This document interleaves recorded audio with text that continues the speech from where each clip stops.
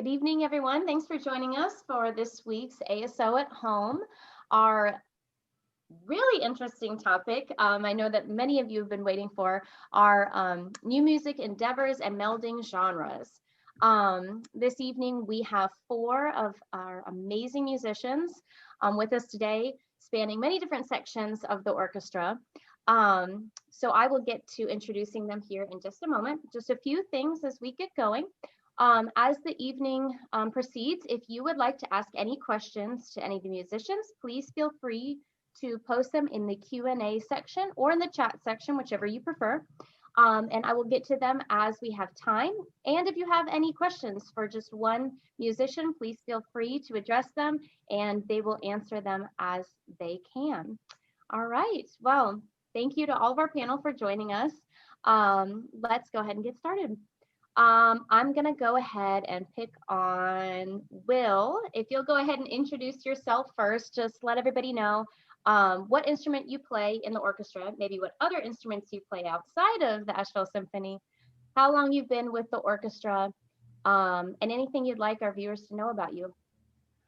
Well, hi, I'm Will Peebles. I play contrabassoon with the symphony, also sometimes bassoon, depending on what the parts require.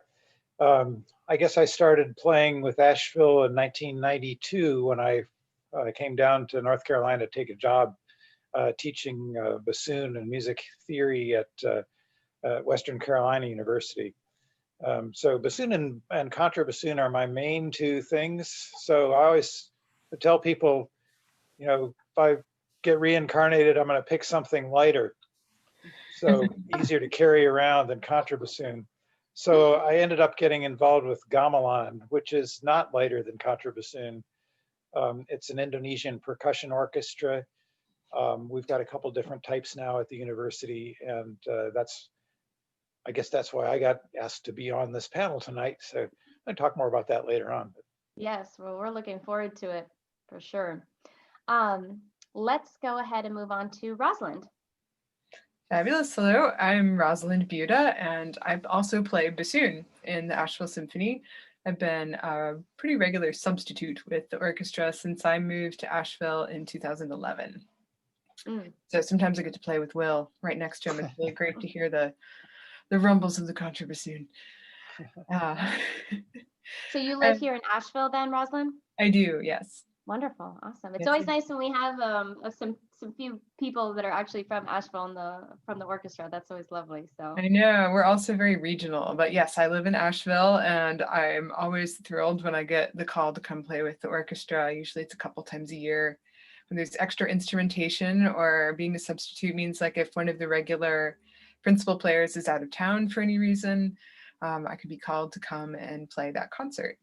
So I've enjoyed doing that in all my time in Asheville. I'm primarily a classical bassoon player, playing orchestral music and chamber music. And I'm also a Celtic musician. So I play multiple kinds of bagpipes. I play Great Highland bagpipes, Scottish small pipes, and I've played medieval bagpipes and early wind instruments as well, like the, oh gosh, what's a, I play recorder and sometimes crumhorn or other cap double reed instruments, but mostly I think the Celtic angle is kind of my angle this evening, playing Scottish, Irish, Breton, Welsh, and Appalachian traditional music on bagpipes and whistle.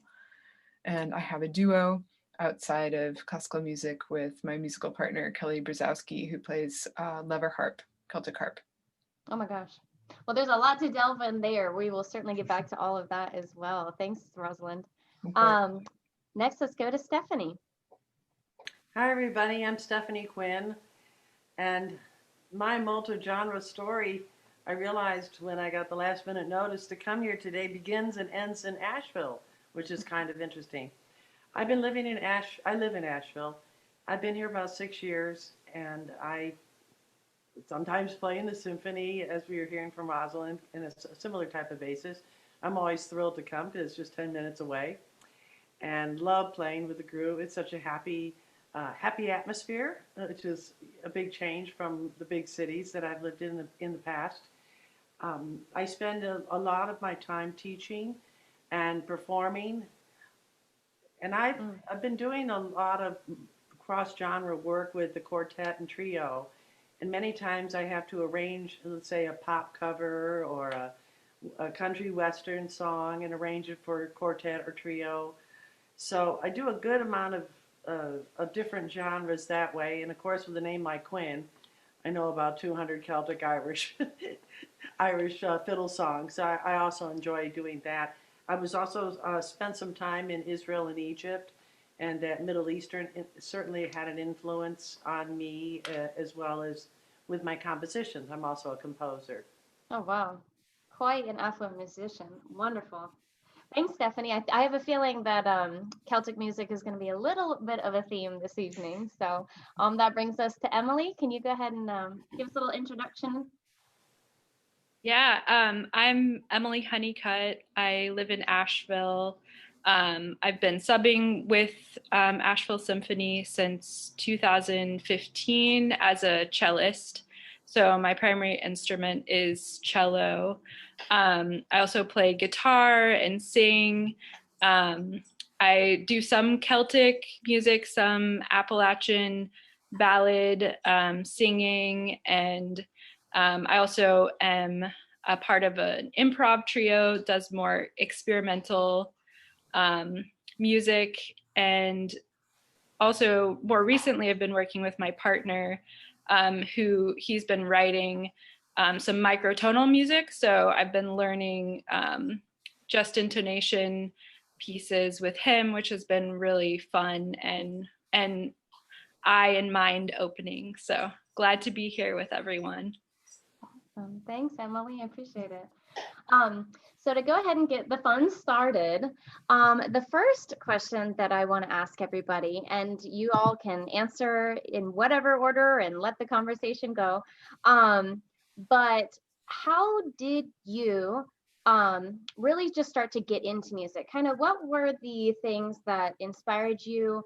I know myself as a musician, there's obviously very specific things that I can think of in my childhood, for example, that impacted what type of music I was interested in, what music, instruments, etc., and kind of what drove me to become a musician. And I just kind of want to hear that story from some of you as the foundation for obviously what we're going to get into as the talk goes on.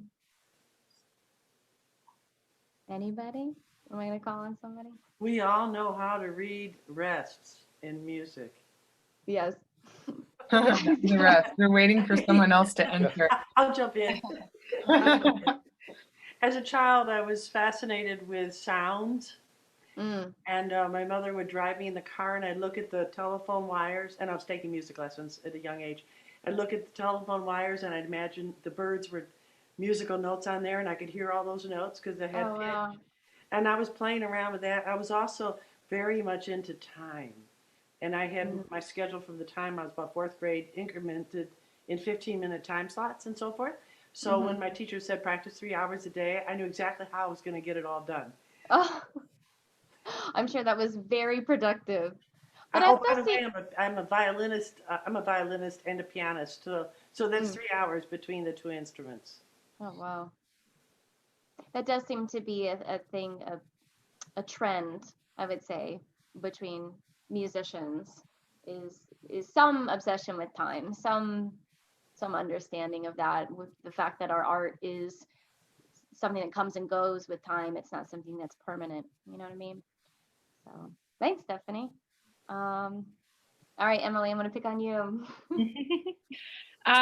Well, I grew up with my parents singing a lot. They both sing. They met in high school in kind of like the show choir of their high school.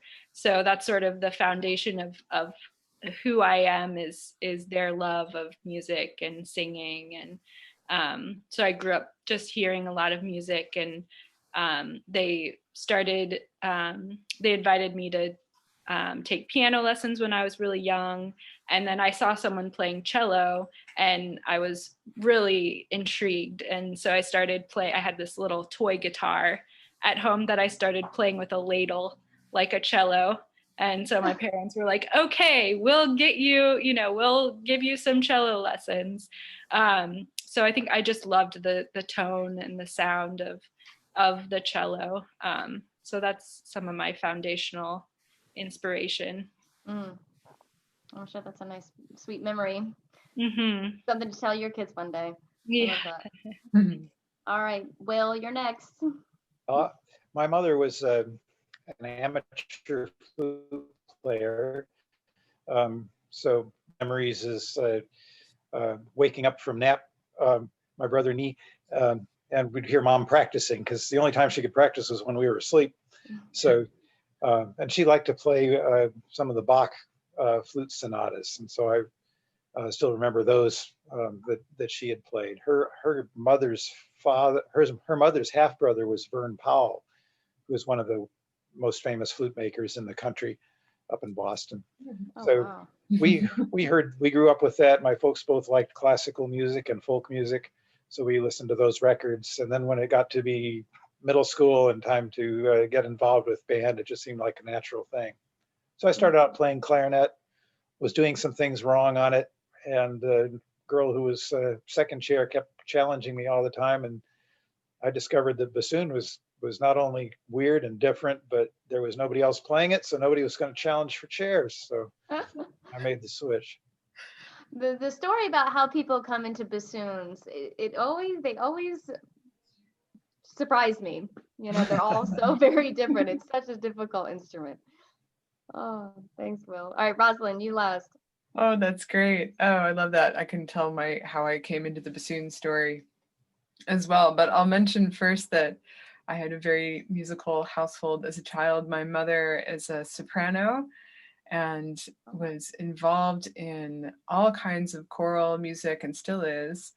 And we would have beautiful church music. We had an eccentric choir director at our church who encouraged recorder ensembles and things with guitar and djembe and all kinds of different sounds.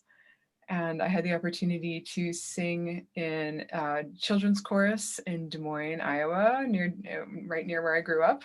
Emmalee and I have an Iowa connection.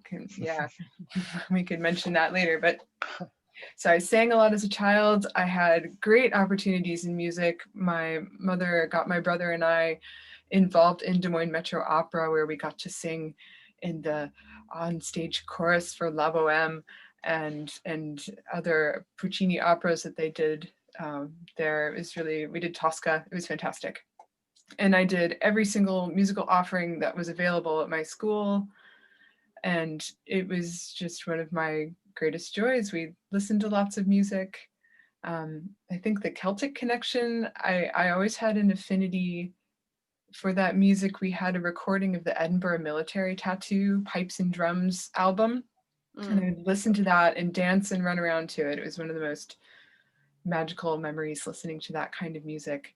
And I always enjoyed drones. So that sound, that constant hum. So things that would make a drone in our home, like the convection oven or the refrigerator or the vacuum cleaner. I'm not sure if I told my mom that. She's actually listening right now, I think. That I would hum along with those things. So it would create that bass tone and I would sing a melody of my own design, usually along with the oven or the refrigerator or whatever might be humming. And I just loved it. So I had the opportunity to learn bagpipes when I was in high school and jumped at the opportunity. I had always wanted to learn and tried to teach myself, but that is a very challenging instrument to teach oneself. So I got into it when my high school band director wanted to learn to play bagpipes and brought in an instructor to our school. And he asked if anyone else wanted to learn for free. It was amazing. I think I levitated out of my chair with my arm in the air, saying, yes, I want to do it. I was always the kid in band that wanted to play all the other wind instruments. I just had such an affinity for the wind instruments. I played clarinet first and wanted to play my brother's flute for fun and wanted to play the alto clarinet because it was different. And they had them in my band room. If anyone that plays clarinet knows that it's a terrible instrument, you shouldn't play it.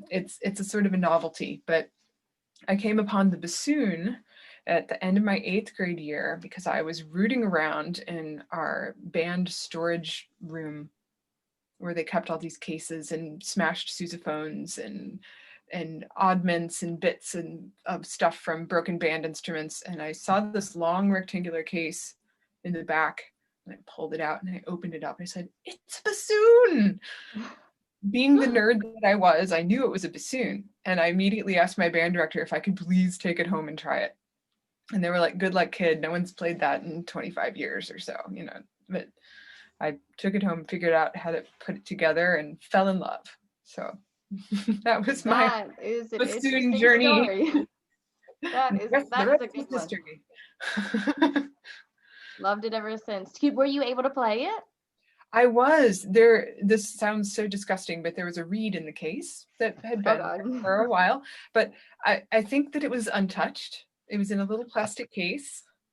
And I took it out and I put it in some water and soaked it. And after doing the jigsaw puzzle that is the bassoon, it only goes together one way. But let me tell you, you try to put it together like 10 other ways before you figure out the one way. I got it together and put the reed on and made a sound. And I thought that I had made, by the end of the evening, that I probably wasn't, but in my own mind, I was playing the beginning of The Sorcerer's Apprentice. Oh my God.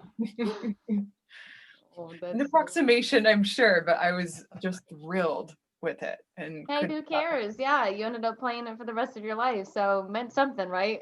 Right. Well, Rosalind, you kind of touched on this a little bit that I wanted to get to, and that is obviously, as you all stated, that most musicians do in this country start off learning classical music, learning that's how we learn the foundation of music, right? And just kind of talk to me a little bit about what that transition was like for you. I know a lot of you mentioned that you do dabble in other genres and kind of more what we'd even say experimental music. I know you do, Emmalee. And just kind of what drew you to that? What kind of for you was like, I need to go in a different direction here, or explore something different? Or was that always a part of it? Was that there from the very beginning of playing music? I guess I'll jump in. Yeah, okay. On that. For me, I was introduced to genre mixing in New York through my association with Paul Winter. He taught me how to improvise. And that was a gateway to many, many explorations. And he was mixing species as he invited the humpback whales and coyote or eagles and wolves into his music. So all of that really blew my mind, and I got very interested in it. And then around that time, I went to Israel to bring Palestinians and Jews together in my workshops using common tones. I found some commonality between it. And while I was there, I'd be invited to go out and play with a Jewish band. And then when I was finished for the night, I'd say, would any of you like to play music with a Palestinian band? Wow. And I'd grab those numbers, and then I'd go to that side and vice versa. So every time I went out, I was either doing Arabic music or Hebrew music, and they are quite different. So then when I went back to New York, and then it was Philip Glass, it was Dharma Bums, all kinds of music. And then by the time I got to Egypt, I was just full of ideas. So that's kind of how it started with me. I think some of what I was doing might be classified as world music. Mm-hmm. Yeah. What drew you to that culture, to that part of the world? What? I said, what drew you to that part of the world? What kind of drew you to well, it's two things. The Field Museum in Chicago has a mummy, and every time I went there, I'd run to the basement to see the mummy. So I was fascinated with Egyptian. And as a child, I thought I looked Egyptian, even though I had light skin. I would look in the mirror and go, "Who's that?" It's just kind of strange. But the Israel thing was, I started working with tones and toning and overtone singing. And I had this idea to bring people together this way. And I was doing workshops in this, song circles. And then I scratched my head and said, who hates each other more than anybody? Where's the biggest conflict? Let's go and try this out. Let's try this out. And that's why I went to Israel. And I went back several times, and the Egypt. I don't want to take up too much time, but No, no, that's beautiful. The Egypt came as a result of that, and then by chance I wound up inside the Great Pyramid by myself. Wow. Yeah. That is really beautiful. I'm just like glad that that theme came up about that commonality that we all can share, you know, and that music can bring so many people together that maybe have complete differences or even hatred between them. So Well, I definitely want to talk about that a little bit more. I think that's beautiful. that's the theme of the album. It's all about, people that have coming from different places coming together and finding that commonality. That's the whole theme of it. Wonderful. And I'll get to this at the end, but and I didn't mention at the beginning, but for those of you on the call today that would like to hear any more of what the musicians are talking about this evening, I'll leave my email in the chat so that you can reach out to me and I can connect you with them. I'm sure that many of our viewers would love to hear that album or hear some of this music that we're all kind of talking about. So we'll get to that at the end. Thanks, Stephanie. Let's move on to Emmalee. Yeah, so I was really inspired to start improvising when I was in college. Just being around folks that were composing and inviting more sort of experimenting with sound. So I started doing that on my own, sort of writing my own stuff. I have a looping pedal. I saw someone mention Zoe Keating on the Q&A. So I started doing some looping pedal, cello, improv,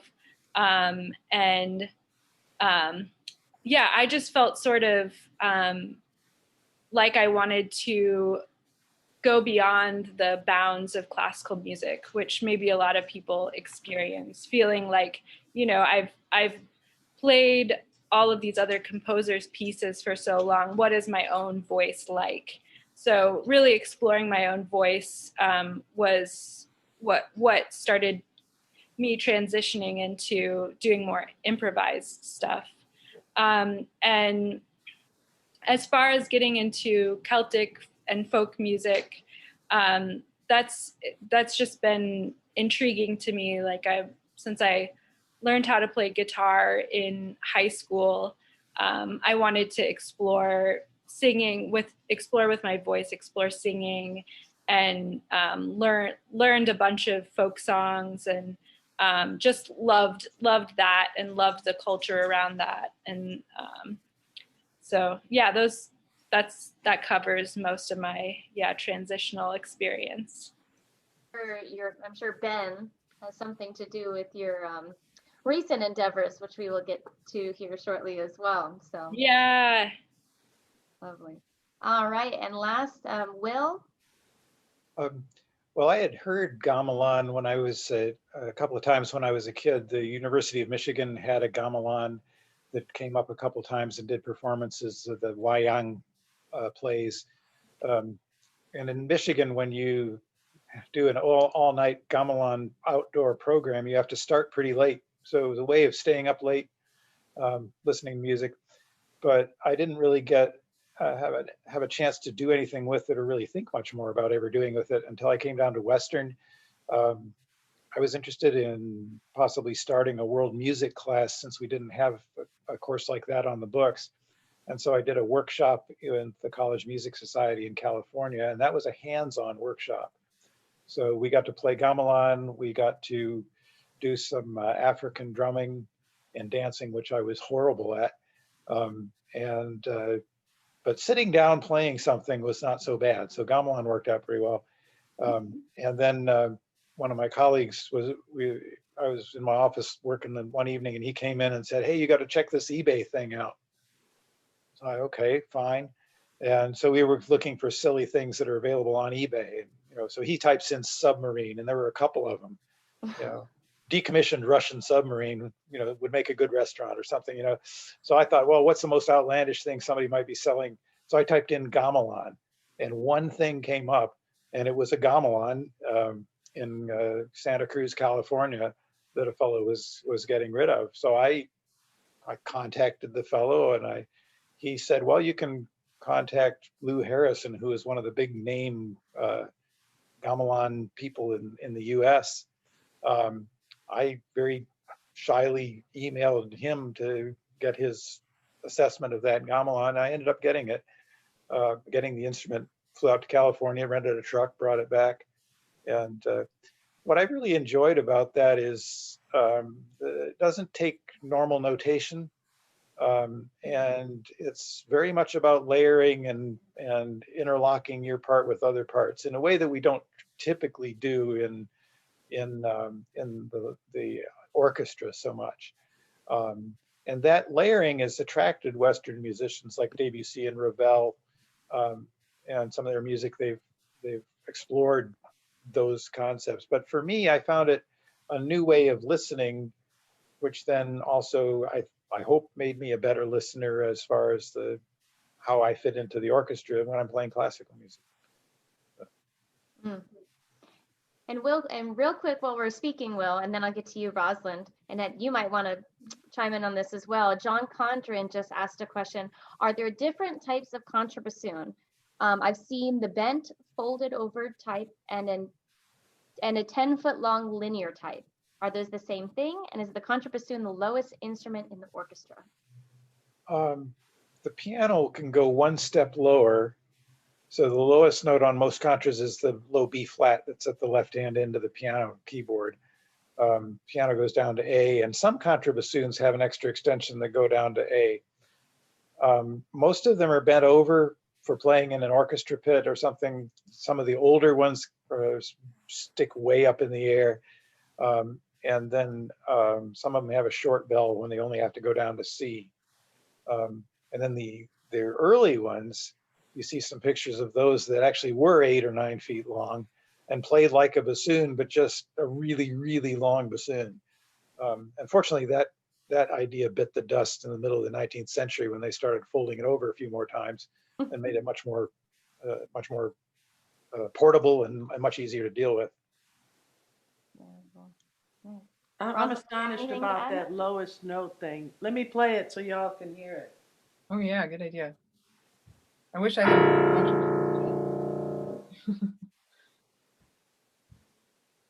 It's low. I mean, really.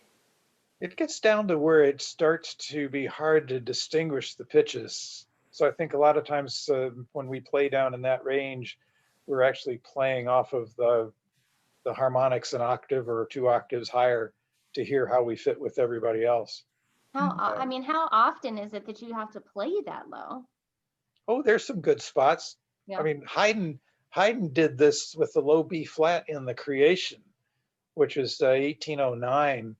And the choir is singing about all the different animals that the Lord has created. And he mentions the ponderous beast in the English translation. And the contrabassoon plays a big low B flat forte for 2 measures. He's going, bah! And the first time I got to do this in an orchestra, everybody turned around. It's like, you maniac, what the heck are you doing there? It's like, it's in the part.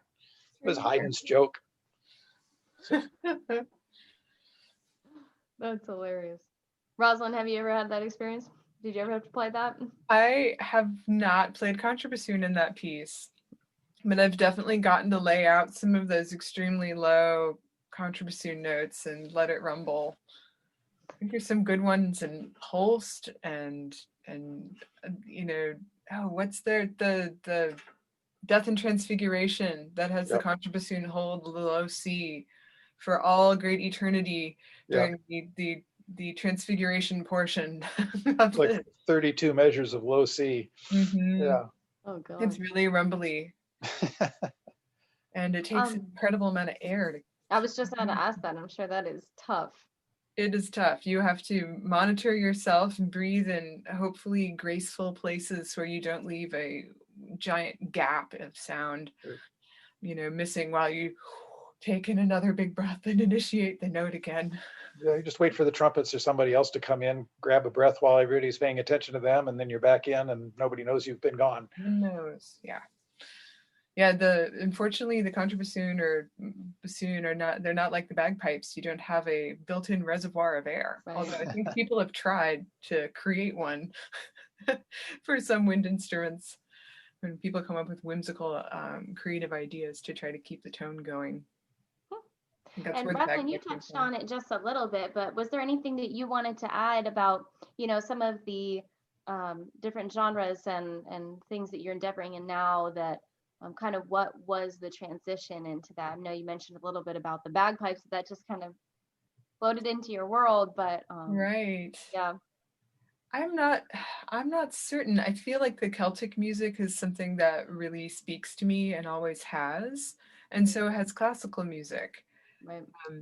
I've always had an affinity for kind of more folk style music or Baroque music, especially things that are a little bit more like in training or trance-like, that have repetition, but like great layers of intricacy within that. And I think Celtic music really can have that level of like, you really get in the zone with it, and it's really mesmerizing. I think that's the word I'm going for, is really mesmerizing.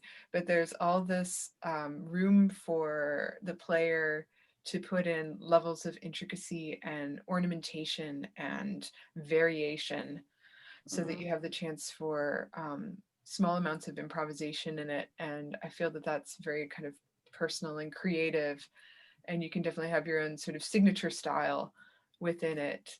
I know Emmalee was saying how like finding your voice in your own music is something, and I think that I can use Celtic music a little bit. There's some of that where I can find my own musical voice in a certain way with the instruments that I play. Right. It's not so prescribed to you. Yeah, there's tradition, and then there's like kind of working within those bounds. You have a lot of flexibility available to you. The outside listener might not know that it's there, but there's more to it than meets the eye in a lot of ways. And that to me is really fascinating. And as a bassoonist, where the level of complexity of the instrument is so high, I don't feel like folk music is any less interesting to me. But I've always been someone too who just really enjoys methodical action. I love crafts and knitting, and I love playing scales and etudes, and learning, two-part reels. Like, they all seem to go together somehow. That's wonderful. Well, I have to address the elephant in the room like I do for all of these, and that is we're all at home. We're all dealing with these crazy times. And as musicians, obviously, this time has affected everybody quite a bit. Obviously, we're not on the stage right now and not in a concert hall, but I am sure that does not mean that creativity has gone down at all. So I'd love to just hear kind of what you all have been up to since this whole thing began last March. If this has given you any time to kind of delve into things that maybe you didn't do before, or didn't have time to do before, or just kind of what that time's been like, and maybe shed some positive light on this whole thing, if that's possible. So anybody who wants to start? We want to start with you, Stephanie? Is that okay? Well, my mom passed away, in the beginning of this. So I think that my experience is uniquely different. I just sort of went into a vacuum for a few weeks. So I can't say I would say my creativity exploded in the garden. And I dug and dug all this. And I think Emilee's been over a couple of times. It's like hardly any grass left. And I planted all these pollinator things and put a bat house up, and then these butterflies and raising monarchs, and planted lots of food, and I just completely exploded with it. Over 110 plants, and each one of them I thought a zucchini plant would give me one zucchini. No, 10 or 15. So you got a food forest going. That happened. That's what happened to me. I think it was very therapeutic. And then after that, I decided, one of my students was saying, you do these monthly master classes. Why don't you do them twice a month? And I said, oh my gosh. And then they volunteered to host it. So I've been doing that since June, twice a month. So I give a class and people perform and they wind up on YouTube. They're called tutorials. And we talk about music and the meaning of music. And I'm encouraging my students and teaching them how to project their emotions through cyberspace. I think it's really important that I thought it would take advantage of this, and maybe it's a creative idea about, when we perform and there's a room full of beating hearts out there, it's very different than when you're like here, in this kind of a situation, for example. And one of the times I was talking to them about loving, about it being about love, that we have to love the music we're playing, we have to love the composer, learn about them just like we would a best friend, like we would love a best friend. But most importantly, we must love our audience. And so I tried it out one time, and instead of thinking of loving the people that were at the Zoom class, I was thinking it was a tough time in our history here in America, and I was thinking about, well, we know there's some bad stuff going on, around the world, but I decided I'm going to think about all the goodness. There's so many more good people and wonderful people. And so I kind of experiment with the idea of really focusing on my love for humanity and putting in my music that way. So been exploring things like that in artistic listening, teaching people how to listen to music, not critically, but artistically and with our feelings and emotions. So that's kind of That's definitely a positive. I'm so sorry that it started out as a very negative time, difficult time, and but that's absolutely beautiful. And I think that what you share is a sentiment I keep trying to remind myself of is, as humans, we're definitely going to make up for all this time that we're at home. And I think by the time we finally all get to gather in a concert hall or wherever that space is and get to hear and perform together again, it will be so appreciated and loved. And we'll finally get to know just really how important that is. Whereas before, maybe. So I think that's absolutely lovely. And if you wouldn't mind, Stephanie, either emailing me or putting in the chat the name of what you were just talking about. That's on. You said it's on YouTube. Is that correct? It's really easy. You just go on just YouTube, Amazon. My name's Stephanie Quinn, Asheville, and it'll come up there. Or my name, Amazon Music, Violin, Violinist. Okay. It's pretty easy to. You can just do Stephanie Quinn, Asheville, Amazon. Everybody can remember that. But I'll put it in there if you like. Okay, thanks, Stephanie. I know people would love to check that out. This is what it looks like. That's the Sphinx, and that's me in front of the Sphinx right before I recorded. Oh, wow. All right. All right. Anybody else? Emmalee, I'm going to pick on you again. Yeah, definitely. Yeah, thank you for sharing that, Stephanie. It's inspiring to hear you talk about that level of knowing how much goodness there is in the world. It's really beautiful. So I've been working on two primary projects during this time.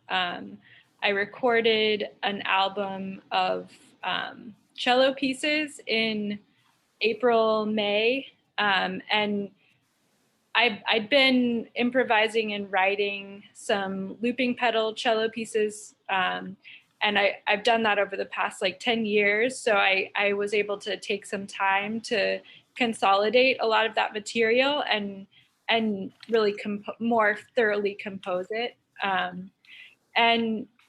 So I'm also a massage therapist. I'm not practicing right now, but I've been inspired by being a massage therapist. So the music is it's very relaxing, I would say, sort of dreamy, ambient. And so that's a little different for me because often a lot of my music is really infused with a lot of emotion. So there is emotion there, but it is a lot more just sort of like floaty, relaxing. So it was fun for me to have the intention to create an album like that. And my partner Ben has a recording studio in our house. So luckily I was able to just be here and record with him. And yeah, so that's out online on Bandcamp, and I'll share a link to that. And then the other major project that I've been working on has been this microtonal music that I talked about earlier. So my partner, in addition to being doing recording for folks, he also is a composer. So Ben Kiertman, I would definitely recommend looking him up and listening to some of his music. So he wrote this sort of series of songs, 7 songs, all in different just intonation tunings of his own design.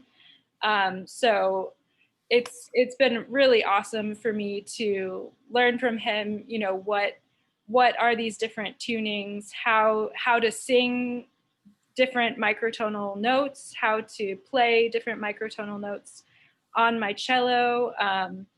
And if you all aren't familiar with just intonation, so, you know, we as Western musicians play most everything is equal tempered, so an equal temperament. So we play with just 12 notes. But if you think about an artist, you know, they have all these colors that they can choose from. And what if an artist only had 12 colors to choose from? So you can think about just intonation, microtonality as really expanding the color palette of sound, of tones. And just intonation specifically is based on the harmonic series, or based on the way that strings and sound work. So if you cut a string in half, or if you play the harmonic at the halfway point of a string, it sounds a certain frequency. And then you divide the string up into these different fractions, and there are different tones that sound, and some of them sound different from an equal tempered note. So that's, yeah, just kind of a very brief what is just intonation. So it's been really cool for me to learn all that stuff. And so we've spent these last 6 months plus learning the songs and recording them. So we haven't released them yet, but in the next year or so, they should be out for people to hear. We'll certainly Yeah. make sure Emmalee, to I'm share that. I'm so excited that you're exploring pitch. It's one of my favorite topics. And Oh, before I cool. knew much about it, when I was in the pyramid, I tuned up to 440 with my tuner on my violin. But within 15, 20 minutes, the violin went down to 432, and it just kept doing it. The acoustics, it kept making it go to 432. So I wound up singing at 440, and the violin was at 442. So sometimes you get those beats and stuff. Yeah. Fascinating. Yeah, it's really fascinating stuff. Yeah. And I'm sure I'm sure it's just like almost like completely retraining your ear in your brain. I mean, mathematically speaking, it's kind of, and correct me if I'm wrong, kind of like we learn 1 + 1 = 2, and then, you know, what if you really broke that down? I don't know. I don't know. Yeah. No, it is. I went to put my piano at 432, my upright, for a year, because that's where Brahms had kind of settled on the 432 pitch, and 415 was the tuning, which is today's G sharp, in much of the Baroque time. So I didn't want to go down that far, but I did go 432 on one of my pianos to see what that was like, and see what these things would sound like. And It's Emmalee, wonderful. I mean, it's you just relax into it. You just say, okay, I'm going to accept this, and just breathe and relax and play it, and don't think about pitch, but just think about the feelings that you get when you're playing the Brahms or the romantic pieces. And or if you have one of those carbon fiber violins, I've got one of those, and I can tune that down to 415 and then play the Baroque, and they sound great on it. It's not so easy on a wood instrument because they're all, the bridges and everything is made so that it's going to go for 440 today. But those the carbon fiber ones, I've done that before. I played all the Baroque things at 415A. It's a trip. Oh, wow. Yeah, that actually, that came up in last week's talk, when we were talking with the wind section. There was, with some of the players from there, we got into this whole conversation about, different tunings and the way that they have to adjust. And it's just crazy to me. I'm a pianist, so we don't, it's a little different. But Emmalee, quick question while we still are talking, just for a quick second. Carol McCullum was asking, what is a looping pedal? Because she didn't know what that was. If you wouldn't mind giving a quick description on what it does. So I have a pickup on my cello, so I can plug my cello into an amp. So a looping pedal is like if you were to use an electric guitar or something, you can run the instrument through this pedal, and then it'll go to the amp. And the looping pedal specifically records a short section of whatever you're playing, and then it'll just loop it. So it just plays a small little section of music over and over again, and you can add layers to that. So that's, looping pedal. Awesome. Thanks, Emmalee. Yeah. All right, Will and Rosalind, you two, what have you guys been doing in this past, what is it now, 9 months? Well, I've sort of followed Stephanie's lead as far as getting outside, working in the yard. There are a lot of things I wanted to do that I hadn't gotten done, so the place had gotten pretty much overgrown.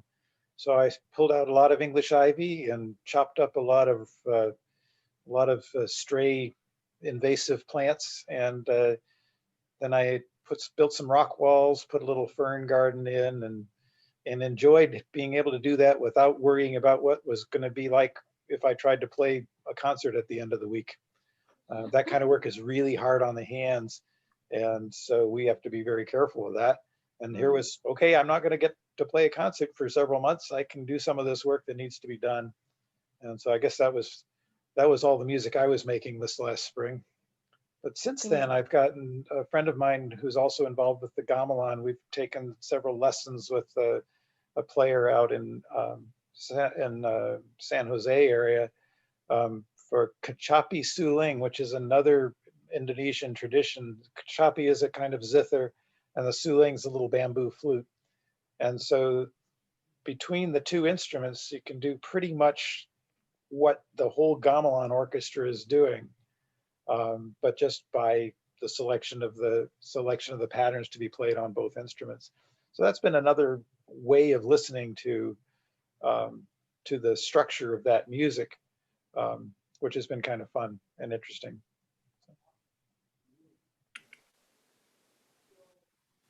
Fun. And I'm assuming, have those lessons been virtual, Will? Oh yeah. Yeah. So we've been struggling with all the wonders of Zoom. Yes. And sometimes I've seen, that does also seem to be a theme where many people have mentioned that they've connected with other musicians and taken lessons from other people that they would have never even thought of connecting or being able to connect with prior to all of this. But now with the virtual world becoming more accepted and more of a part of our life, that it's actually kind of opened some doors in certain areas. So awesome. Rosalind, what have you been up to? I wish I had been gardening. And the exterior of my abode has stayed exactly the same, but hopefully I've been doing some good things on my interior. I've been really concentrating a lot on private teaching and lessons, and I've been connecting a lot with a lot of Scottish small pipe players, and big on teaching lots of new students during this time online, which has been really pretty great. It's been really wonderful to connect with some new people kind of all over the country. And I have some new students in Canada, and it's been lovely to connect that way.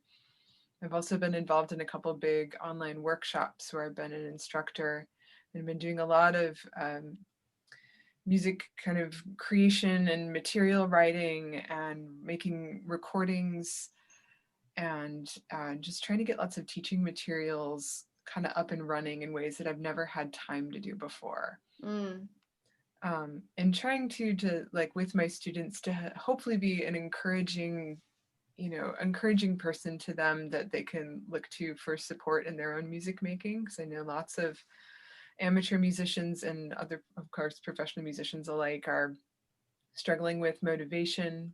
And during this time, some people really are. Some people feel a great, incredible creative spark right now and are on fire. And others are feeling really down because they can't connect with any of their fellow musicians and don't really know what to do with themselves. A lot of Celtic players, the reason they play Celtic music is because it's a social outlet and a social instrument. So when they're not able to do that in the way they normally do, it can leave you feeling pretty rudderless. So I've tried to help motivate my students with kind of fun new projects and different tunes and creative ways to try to play together remotely. And that, those kinds of projects have been, I think, really helpful for me too, because it's giving me good direction in my teaching. It's something I really enjoy doing. I very much feel I'm a performer, but just as much a teacher. I think a lot of musicians feel that way. A lot of performers feel that way too, that they have these two aspects to what they do is sharing their love of the music with their audience through the performance, but then also to the people that also want to learn it themselves and to share that the spark of it with them. They very much go hand in hand. They really do. They really do. And on that note, like I've got the opportunity myself to take lessons, kind of like Will was exploring some of what he does with gamelan some more. I took some very, very traditional Irish whistle lessons with a guy who's a friend of mine in Portland, Maine, who he is the image of the Irish musician hipster, if I may say. He's like very dapper and dresses a very particular way and only listens to recordings on his, like gramophone kind of device, and listens to these original recordings of Irish musicians that came from Ireland. And they're these first recordings that they got of these people before the great sort of resurgence of interest in Celtic music in the 50s and 60s. So it's like the pure stuff, like straight from the mouth, they say. So I took some lessons from him just to see what this style of music was all about. And I've also been dabbling in the Northumbrian small pipes, which is another kind of bagpipe. So I've gotten the chance to do some things I wouldn't normally get to do, studying those instruments and working with my students. So that's really what I've been pretty deeply into. I have lots of ideas for things I would like to do still. I feel like my creative juices are just kind of starting to get flowing. Yeah, so it sounds like you're one of those people that that this time is allowed you to kind of delve into some different creative outlets that maybe you didn't have the time to do before. So that's always good to hear. And as we look forward to the day that the Asheville Symphony and symphonies in general and musicians all get to come back together to play, we've got our favorite question always, but it's a little different this week just because of the nature of the topic. And John Condren beat me to it. He asked, what different genres of music would you like to see the Asheville Symphony engage in? You can look at the question answer to see some of the suggestions he wrote, but I'm just going to throw it out there. Maybe we'll even hear some genres that our viewers have never even heard before. So who's going to go? What comes for to sure, mind? the John Cage 432. We all know that piece is silence, right? Well, but it's not. It's a perfect pandemic thing, you just go inside and you just feel and be aware of your surroundings in a way you've never been done. I think that would be a great opening piece for the first time we come back together. Yeah, it would be hilarious. Be very funny. You get to hear all the air handling intricacies. Would be relevant though. I mean, John Cage was here one time, was in Black Mountain, and That's right. that's pretty amazing. Yeah, what happened with that is that, that there was a woman in New York who was doing a movie about John Cage, and she someone had given her my album, and that's how Kay Larson came into my life, and she actually gave me the best reviews, and she said it's her favorite CD album, and to listen to in the car on her long car rides, back from home, back and forth to New York when she was working on the John Cage. Oh wow. All right, you got to give us some genres. I'm going to pick on you, Emmalee, because I'm taking notes during this, and Darko is as well during the ASO at home to give ideas for the future. Definitely taking note. Well, on the microtonality and gamelan space, maybe some Lou Harrison, maybe some gamelan orchestra collaboration. That would be pretty amazing. Yes, it would. It would be quite profound. I love that idea. I mean, I'm being the other instrument interest guru nut person. I don't know, that's not the best way to describe it, but I would love to see more eccentric instruments featured as soloists with creative, modern, extra fantastically composed orchestral backing for that. So there's one piece that I was a part of a virtual recording project for, where I, attempted to record myself playing the bassoon part with my headphones, listening to the backing track. But it was a Irish uilleann pipe concerto, based on, it's like a storytelling concerto of 10 movements that each told a journey of someone coming from Ireland in a boat to Newfoundland. And it's called the Brendan Voyage. And I was going to hear my friend Brian Bigley, uilleann pipe player, play it with the Asheville Symphony right as COVID was hitting. And I was like on the way and they canceled the concert. No. But then I got to play in the virtual backing thing. So that was really fun. But I was thinking about that kind of music and how it pulls more genres in and other instrumentalists or things people haven't heard before. And that can be really expansive too. So I enjoy that and can include other cultures in ways we don't normally get to include in the traditional symphonic setting. I think that can be really interesting and creative way to link people up. And what better place to do that than Asheville? Right. A very eclectic place. And the Asheville Symphony has definitely been known to branch out and definitely meld genres, and I think only more exciting places to go, right? So absolutely. Will, what are your thoughts? I really don't know. There's so much good music, right? And there's so much good music in so many different genres. And it's interesting sometimes to bring them together, but it's also nice just to hear them. I mean, people still like to hear the Eroica Symphony, even though it's been played a lot and it's been recorded a lot, but it's still good music. On the other hand, there's other things that are being done that need a hearing. We need to have our ears expanded, our experience expanded by, by hearing some ways in which these different instrumental traditions or choral traditions might come together. So I don't know that I could select any one thing. I guess my hope is that there's just going to be more excitement to hear live music of any type when we're actually able to make it again, and that people will get together to support the musicians who are making it, but also to make music themselves. I think we've professionalized music so much in this country that it seems like it's okay if someone says, well, I'm not musical. But in most parts of the world, if you said you weren't musical, they'd look at you like you were crazy, like you said you didn't need to eat or you didn't need to sleep or something. Right. And for us, in many ways, many people's experiences with music is listening to it on the radio. I think people need to perform, and Mm. and it's something that anybody can do. Um, we need to get away from the idea that musical performance is only, or the musical ability is only the result of a gift. There's a Right. lot of hard work involved for all of us. We weren't born playing bassoon or violin or cello. We had to learn it and practice it but we did it because we loved the experience of just working on it. And that, I think, can be available to anybody.